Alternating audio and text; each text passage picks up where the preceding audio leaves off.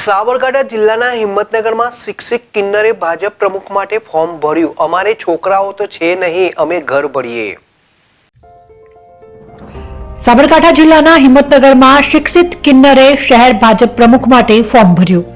અમારે છોકરાઓ તો છે નહીં કે અમે ઘર ભરીએ। સાબરકાંઠા જિલ્લાના હિંમતનગર નગરપાલિકામાં સમાન દ્રષ્ટિએ જોવાનું ઉત્તમ ઉદાહરણ પૂરું પાડતો એક કિસ્સો ભાજપના ભાવનગરના ઉમેદવારે કિન્નર પાસેથી આશીર્વાદ લીધા હતા। હિંમતનગર નગરપાલિકામાં સમાન દ્રષ્ટિએ જોવાનું ઉત્તમ ઉદાહરણ પૂરું પાડનાર એક કિસ્સો સામે આવ્યો છે, જેમાં એક શિક્ષિત કિન્નરે ઉમેદવારીનું ફોર્મ ભર્યું છે।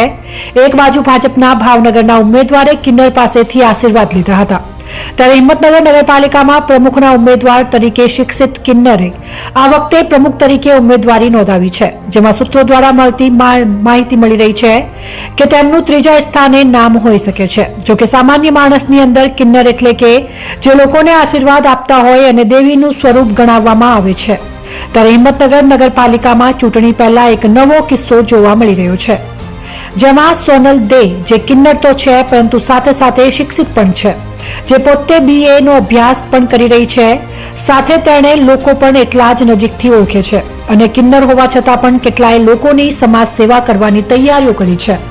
જોકે હાલમાં પણ તેઓ કેટલીય સામાજિક સેવાઓ કરી રહ્યા છે। હાલમાં તો તેઓ ઘરે ઘરે દરેક લોકોના સંપર્કમાં જઈને આશીર્વાદ આપતા હોય છે।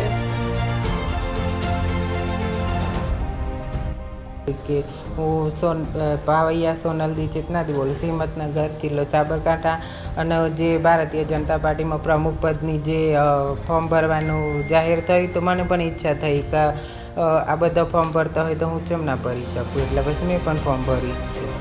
એવી ઈચ્છા જ હતી અને આ બધી જે ફર્યા મેં વસ્તીમાં તો બધાની તકલીફો સમસ્યાઓ જોઈ, એ સમસ્યાઓ જોઈને એવું થયું કે આ બધાનું આપણે કંઈક સારું કરી શકીએ। અમારે કોઈ છોકરા કહીએ તો છે નહીં, તે અમે અમારા ઘર ભરવાના છીએ, પણ આ તો અમે અમારે જાતે ઊભા રહીએ અને પબ્લિકનું સારું કરીએ એટલા માટે મેં ફોર્મ ભર્યું છે।